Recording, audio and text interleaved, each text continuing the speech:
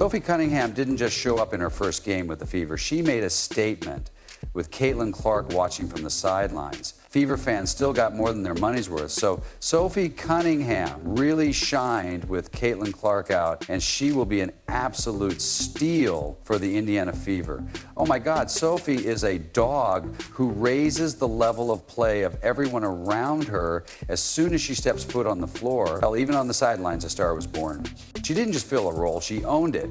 The crowd, her teammates, and yes, even the haters felt it. The problem is that this is only a glimpse, but if the early indications are any indication, she's going to become the favorite of every Fever fan and the nightmare of every opposing fan base.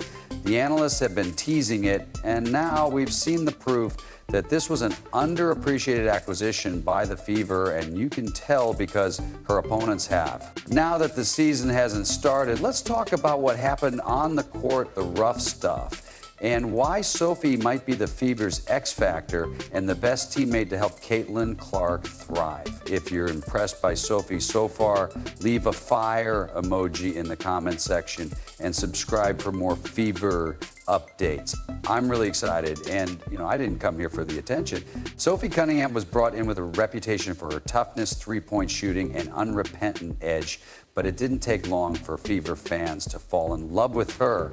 Part of it was when she joked earlier this month that she'd be the Sabrina Carpenter to Caitlin Clark's Taylor Swift, which was a joke, but I guess people took that seriously. I love it, but in a league where many players were slow to embrace the Clark effect or outright hostile, fans really liked how she was for Caitlin from day one. After all, she has changed our game in every way, so it would be nice to be by her side and perhaps relieve some of the pressure by allowing her to shoot and spread the court so she can do what she does best. Sophie was adamantly protective and happy that energy counts and will become much more significant this season. The reason why so many fans think Sophie will be Caitlin's guardian this season is because she was in dire need of a strong, no-nonsense colleague during the previous season. Her jumper is good. Since, let's face it, Kennedy Carter now has 12 points off the bench. With no backup, Caitlin committed a lot of welcome-to-the-league moments, cheap shots and hard fouls. Where are Caitlin Clark's teammates? Naturally, I would be furious with my teammates for not standing up for me.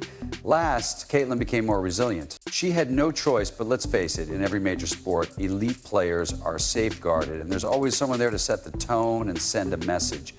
You can't have rival players taking free shots at your franchise hero. Sophie, who Caitlin has, is not only prepared to hit threes, but also to retaliate by arguing and putting an end to foolishness. Indiana is entering a new era, and Sophie Cunningham may be the driving force behind the change. She gives this team the edge they were lacking. Wait until you see the highlights in a moment, but while most people are excited about Sophie's enforcer potential, many people aren't aware of her full potential because this wasn't just a toughness acquisition, it was a basketball one, and that's where things get really interesting.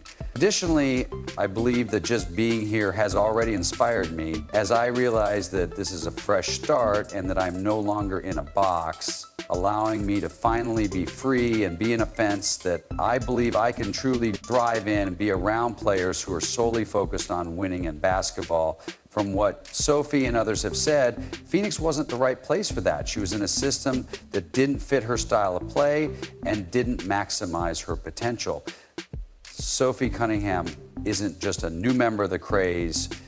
Sometimes all it takes is a change of scenery and the right system to unlock everything that's been waiting to explode. Her repertoire of abilities, it prevented Sophie from being herself, but now that she has a coach like Stephanie White, teammates, and a system that truly plays to her talents, the footage of Sophie Cunningham, who is usually a 3 right or actually a 4, has been made public and is kind of mind-opening or mind-expanding because she was played as a power forward for the Phoenix Mercury with Lexi Brown on her. Sophie may finally be released. Sophie Cunningham's natural position is a 3, and the Indiana Fever's desire to run their motion offense and run and gun has seen her put back in that position. She sees Sophie having a more successful season than she had at the Mercury, where she had to play a position that wasn't exactly natural to her.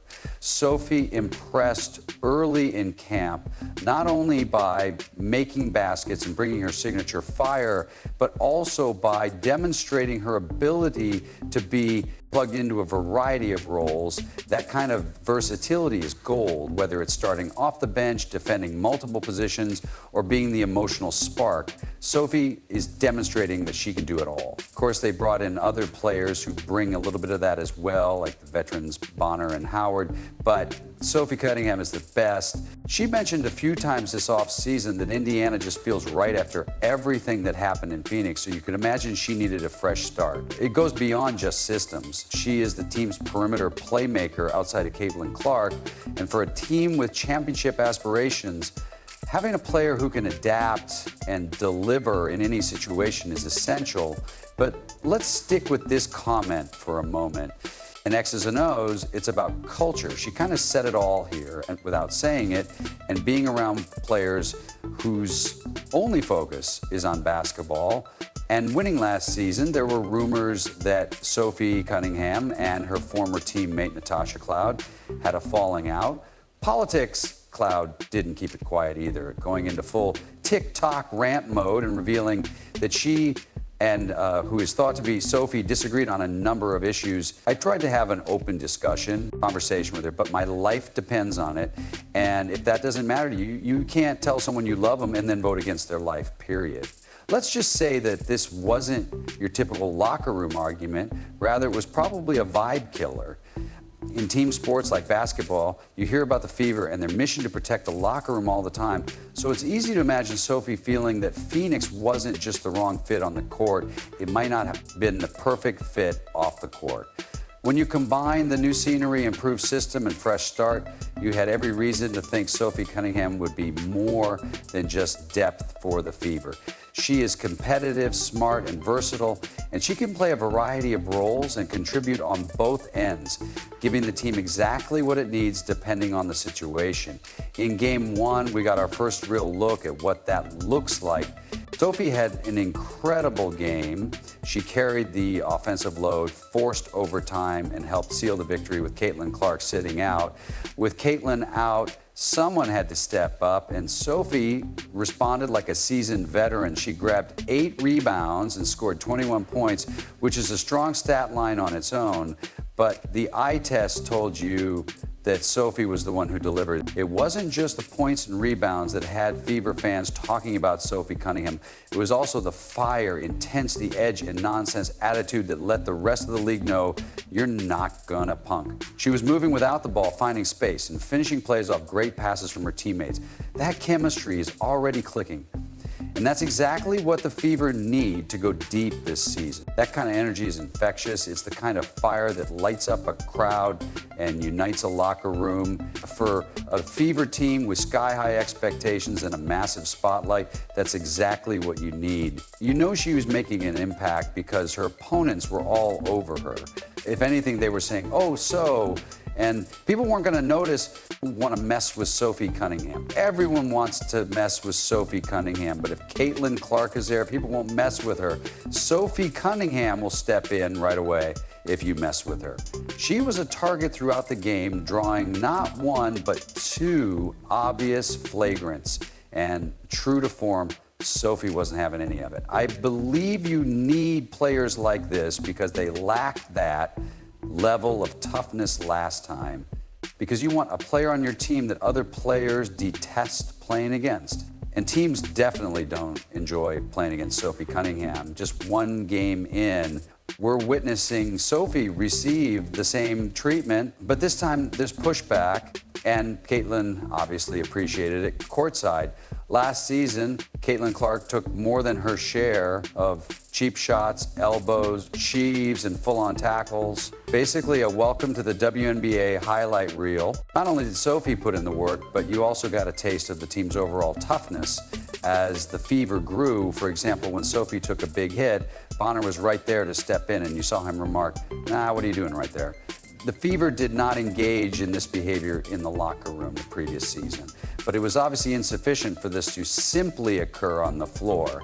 The haters had to create. They flooded social media with their celebrations of Sophie being taken down by a rookie, as if it were some sort of moral victory.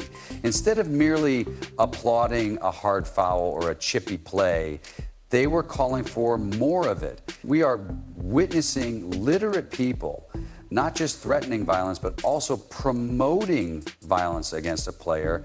And that's not happening for nothing. There are people actively promoting violence against Sophie Cunningham. And these are here's the truth. The Fever, who are obviously the most popular team in the league, were already going to be circled on every team's calendar. Imagine having your games moved to an arena 2 or 4 times the size because your opponent has more fans, and then the Fever drop this 2 more for Boston. Those who want to claim that another fan base is the worst fan base in the WNBA and that they're encouraging literal violence against players are not welcome. The moment you tell the league that you're here to take over, every team in the league has a personal grudge and wants to make a statement. They want to humble the Fever in any way they can. And yes, that includes going after Sophie. That's why Sophie's role is so crucial. She will take the hits, be the target of cheap shots, attract the fire, and make it very evident that there will be consequences if you mess with Caitlin. Defense, it's deterrence. And from what we've seen of her this preseason, she's more than prepared. In fact, it appears that she enjoys it. It was a stretch when you scored a lot and had several big plays, and the crowd really began to notice you and react to you. Now that you've responded to them, do you enjoy that interaction with the crowd? I firmly believe that's the main goal. Thus, I believe you want to confirm that your home court is special to you as a team, but you want to make it extremely difficult for other people to come in here to Cambridge and they don't want to play here, right? I believe that as an energy player, you have to get your fans involved. That's our 6th man right there, and they're loud, feisty, sassy, and it's like when you get them involved, it's game over right there. You're in the opposing team's head, so you're in their head. This year, Sophie Cunningham demonstrated everything you could possibly want in a player: fire, buckets, and crowd energy, and she's already a fan favorite. The fact that she delivered like that in preseason says a lot about her readiness when her number's called, and that kind of depth is what separates good teams from great ones.